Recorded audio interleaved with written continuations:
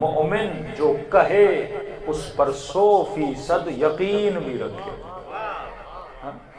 اب اکثر شیعہ ایک دوسرے سے ملتے ہیں بابا یا علی مدد یا علی مدد، لیکن تجھے یقین بھی ہے کہ علی مدد کرتے ہیں کہ نہیں؟ اگر اہل بیت کی مدد پہ یقین ہوتا تو کبھی حرام خوری نہ کرتا.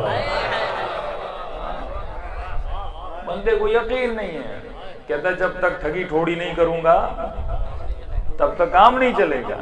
مطلب اس کا اللہ پہ یقین نہیں ہے، شیطان پہ بڑا یقین ہے، اس کا دھوکہ دہی پہ بڑا یقین ہے. کہتے جب تک یہ نہیں کروں گا.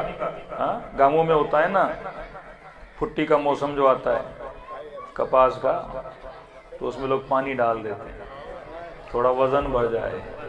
مطلب اس کو خالص پہ ایمان نہیں ہے، حرام پہ اس کا بڑا ایمان ہے. مولا فرماتے ہیں کہ کنجوس اور سخی کا سال کا حساب کتاب برابر ہوتا ہے. بھائی کھائے گھر چلو ویسے 1000 میں بیچے گا، تھوڑا پانی ڈالے گا 1100 ملیں گے. یہ نہیں سوچا یہ 100 روپیہ جو اضافی حرام کا آئے گا کل شاید تجھے بیماری ہو جائے تو 300 خرچ کر لے.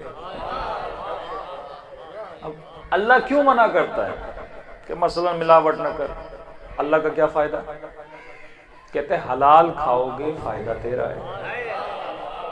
جب تو خدا کو اپنا خالق مانتا ہے، جب وہ یہ کہتا ہے کہ 40 ماؤں سے زیادہ میں تجھ سے پیار کرتا ہوں، تو وہ فائدہ ہی سوچے گا نا.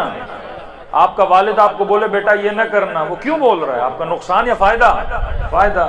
کہتے اگر حرام لاؤ گے نقصان میرا نہیں ہے، نقصان تیرا ہے. کل ایسی بیماری ہو جائے گی 400 روپے خرچ کرنا پڑے گا. حرام کھاؤ گے کہیں گاڑی لگ جائے گی اس میں خرچہ ہو جائے گا. خدا نہ خواستہ بیٹی بیمار ہو جائے گی اس میں خرچہ ہو جائے گا. اور بدترین مصیبت یہ کہ مولا فرماتے جس شکم میں حرام کا لقمہ جاتا ہے اس دل میں پھر حسین کا عشق نہیں آ سکتا.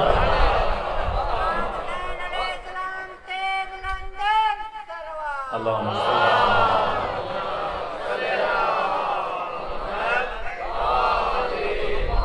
یہ تمیز ہمارے بچوں میں ہونی چاہیے کہ فرق حیوان اور انسان کیا ہے. بھائی آپ کے گھر میں بھینسیں تو ہوں گی، بکریاں ہوں گی. اب بھینس کو جب بھوک لگتی ہے نا تو جب تک بندھی رہے گی تو جہاں گھاس دو گے وہاں کھائے گی. لیکن جیسے اس کا رسہ کھولا تو بھینس کو یہ تمیز نہیں ہے کہ اپنے مالک کی زمین سے کھا رہی ہوں یا غیر کی کھیت میں جا رہی ہوں. کیونکہ وہ بھینس ہے تو اس میں تمیز نہیں. اب اللہ کہتا ہے تو ثابت کر اپنے عمل سے کہ تو بھینس ہے یا انسان ہے. انسان اور بھینس میں فرق یہ ہے کہ انسان دیکھ کے کھاتا ہے، اپنا کھا رہا ہے یا غیر کا کھا رہا ہے. جنہوں نے اہل بیت کا حق مارا وہ انسان نہیں تھے، حیوان تھے. یہ بچے نے جو شعر پڑھے تو آخر میں یہ بھی شعر ہے کہ ایسے حیوان کو میں نہیں مانتا. یہ حیوان انسان ہے، حیوان کو تمیز نہیں ہوتی اپنا کھا رہا ہوں یا غیر کا کھا رہا ہوں. لیکن انسان دیکھ کے کھاتا ہے اپنا ہے یا غیر کا ہے. میں کئی گاؤں میں جاتا ہوں، ہم بھی چھوٹے تھے، عادتیں بچوں میں ہوتی ہیں کہ گنے کی ٹرکیں جاتی ہیں اور وہ گنے کھینچ رہے ہوتے ہیں. بھائی تو ایک گنا کسی اور کا کھینچ رہا ہے، کتنے کا گنا ہوتا ہے؟ فری میں آپ کے بچے حرام کھاتے ہیں. اب حرام کھا کے یہ بچہ بڑا ہوتا ہے پھر ایسے گناہ کرتا ہے، پھر کہتا ہے پتہ نہیں بچے نے کیوں گناہ کیے. وہ ایک گنے نے اسے گناہ کروانے پہ مجبور کر دیا. مولا کے پاس مومن آیا، مولا میں توبہ کرنا چاہتا ہوں لیکن زندگی میں نے بڑا حرام کھایا ہے. اب ایک گناہ ہے اس کی توبہ تو ہو جاتی ہے لیکن حرام کی توبہ کیسے ہو؟ میں نے حرام کھایا ہے. تو امام نے فرمایا کتنے سال سے کھا رہے ہو؟ کہا مولا کوئی 6-7 سال تو ہو گئے ہوں گے حرام کھا رہا ہوں. کہ جب کھایا تھا تیرا وزن کتنا تھا؟ جب حرام کھایا تو تیرا وزن کتنا تھا؟ اندازن بتا. تو اس نے کہا مولا بس مثال دے رہا ہوں 60 کلو تھا، اب کتنا ہے؟ اس نے کہا مثلاً 70 کلو. کا 10 کلو تیرے بدن میں حرام کا گوشت ہے. اب توبہ یہ ہے کہ اتنے روزے رکھ تاکہ حرام گوشت گل جائے.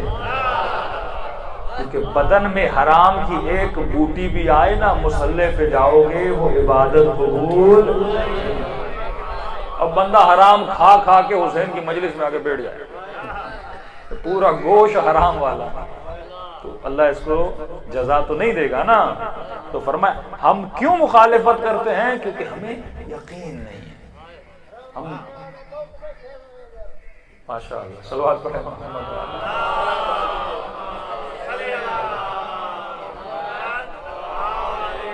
ہم کیونکہ ہم مقام یقین پر نہیں ہیں۔ اب یہ تو پتا چل گیا، اب جیسے میں یقین کی منزل پر آؤں گا میں کربلائی بن جاؤں گا۔ اب سوال ہے ہم یقین کی منزل پہ کیسے آئیں؟ میں نے کہا آپ کو بولا جائے ایک رات قبرستان میں گزارو، آپ کو علم ہے مردہ نقصان نہیں دیتا، لیکن آپ بیٹھو گے نہیں کیونکہ آپ کو یقین نہیں ہے۔ اپنا بیٹا باپ کی قبر میں نہیں بیٹھتا کہ بولتا رہا بابا پہ جان بھی قربان، مان بھی قربان، سب کچھ قربان، وہ نہیں بیٹھتا۔ پوری زندگی جس بیوی کے ساتھ گزاری، ایک رات بیٹھ جا، کمرے میں بھی تو اس کے ساتھ اکیلا ہی رہتا تھا، تیرا قبر میں بھی اکیلا بیٹھ جا بیچاری کے ساتھ، نہیں نہیں یہاں نہیں بیٹھوں گا، اس کے لیے پھر دوسری لے کر آئے گا۔ اس بیچاری کو مٹی کے منوں کے نیچے ڈال کے فوراً نکل جاتے ہیں۔ کیوں؟ کیونکہ کہتے ہیں مردہ نقصان نہیں دیتا، پر مقام یقین نہیں ہے۔ اب یقین کیسے پیدا کروں؟ یہ بھی فارمولہ مولا علی بتاتے ہیں، یہ فارمولہ قرآن بتاتا ہے۔ آپ کے گاؤں میں کوئی ایک ہوگا جس سے یقین ہوگا۔ کون ہے وہ؟ جس کا کام ہے مردوں کو دھونا۔